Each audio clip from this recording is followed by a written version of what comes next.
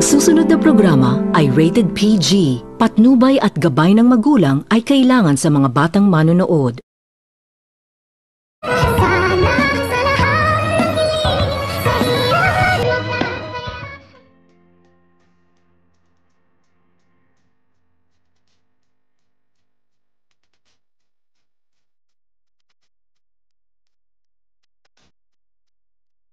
Hindi nito napigilan ni Harry ang kanyang sarili pagkatapos nitong malaman ni Harry at mapanood ang ginagawa ni Dax na nagpa-press conference ito at dinidiin nito ni Dax na itong si Dr. Carlos umano ang may salarin midnap ni Don Pipi sa kadahilanan na hindi nito napigilan ni Harry ang kanyang sarili. Nang makita nito ni Harry itong si Dax ay agad nitong nilapitan ni Harry at sinusumbatan kung bakit umano nito pinagbibintangan ni Dax ang kanyang daddy na wala naman umano itong kasalanan. Ngunit agad naman din itong sinabihan ni Dax itong si Harry na wag umano itong basta-basta magagalit kay Dax dahil si Dax umano ang nakakaalam kung sino umano ang totoong mastermind sa mga nangyayari Don Pipi at dito na gusto lamang umano nito ni Dax ituwid ang kanyang pagkakamali at hindi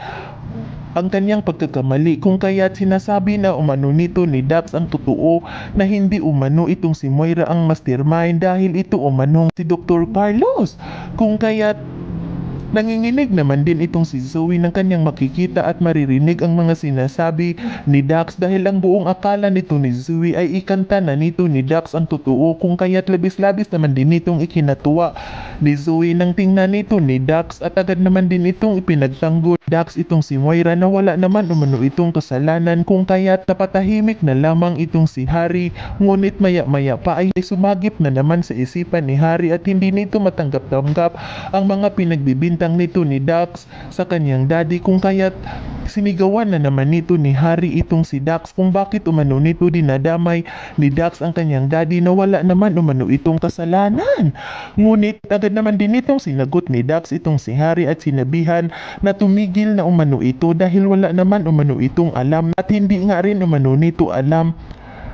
ni Harry na isa umanong kriminal ang kanyang daddy na itong si Dr. Carlos kung kaya't hindi nito napigilan ni Harry ang kanyang sarili at nasuntok nito ni Harry itong si Dax sa kadahilanan na nag-aaway itong dalawa at dito agad naman din itong inawat sa mga gwardya itong si Harry at nang makita naman din ito ni Annalyn ay agad naman din itong nilapitan ni Annalyn itong si Harry at pinagsabihan kung bakit umano ito nang gugulo. Yan ay ating aabangan sa susunod pa na pangyayari sa kaganapang ito ng abot kamay na pangarap. Huwag mong kalimutang isubscribe at i-hit ang notification bell ng aking channel